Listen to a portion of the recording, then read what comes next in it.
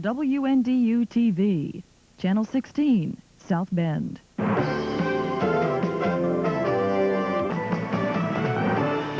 NewsCenter 16 with Mark Kelly and Janine Gozdecki.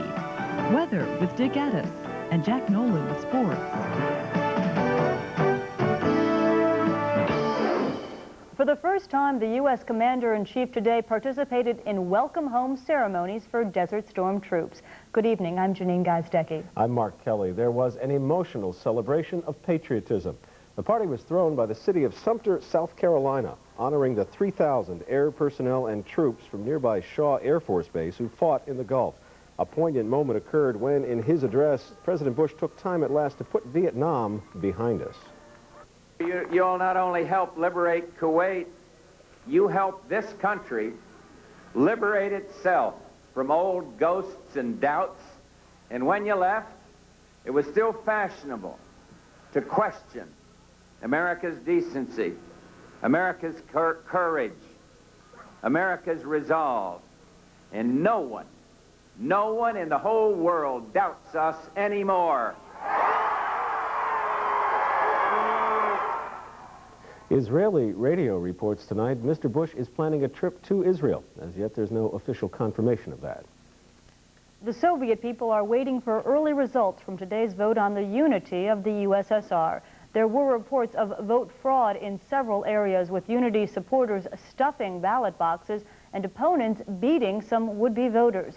Soviet President Mikhail Gorbachev had asked voters to approve the referendum. His arch-rival Boris Yeltsin opposes it. Yeltsin has been trying to shift the focus from the preservation of unity to a judgment of the Gorbachev leadership. 10 Soviet presidents predict Gorbachev will prevail, despite a boycott by Moldavia, Georgia, Armenia, and 3 Baltic republics. For the referendum to be valid, at least half of the electorate of 200 million people must cast ballots, and half of those voters must vote yes to give Gorbachev the mandate for keeping the USSR a single state. Fighting City Hall can be tough, but for a group of South Bend and Mishawaka residents hit by a power surge in late January, battling an insurance company has been at least as hard. Yeah. Ours came through the electric outlet because in our room, that was the only TV that was on. This is not a social group. These people all lost electronic gear when a power surge pulsed through their homes in late January. The surge was triggered when a 22-year-old Osceola man crashed his parents' car into a utility pole at the corner of Ewing and Geyer Streets. I&M fixed the pole but accepts no responsibility for the extensive damage. Roughly $1,800 in damage estimate on her stuff. And that's just part of the pile of VCRs, TVs, cable boxes, even automatic garage door motors cooked by the surge. These victims joined forces today after trying to file damage claims in a very complicated case. The young man was driving his parents' car, allegedly without permission, and he wasn't covered by their State Farm policy. There is no accident report in the case, even though the driver crossed the center line to hit the pole. Well, right there, they should have arrested him because apparently he was out of control. Police filed an incident report. They say it wasn't an accident. The guy in charge of claims at I&M said it says in there attempted suicide. But neighbors near the crash suggest the driver was trying to hit his girlfriend's car after an argument.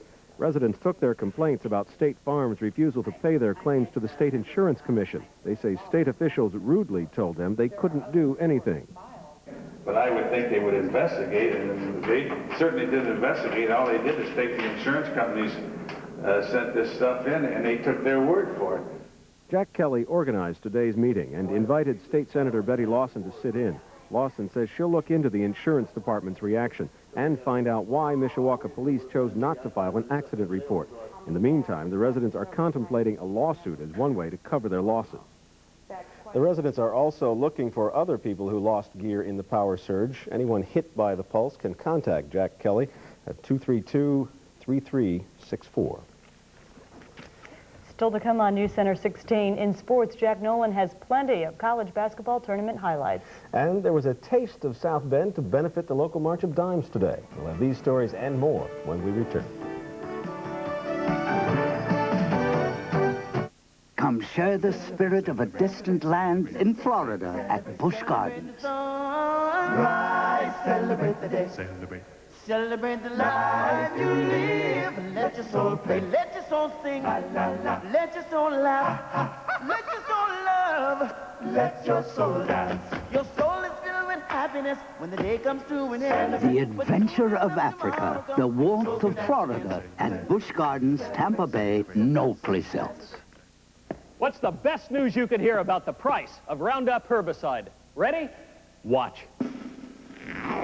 It's dropping right to the floor. In fact, compared to the $70 a gallon Roundup cost in 1985, it's bargain basement. Just $50 a gallon in 2.5-gallon jugs. $50.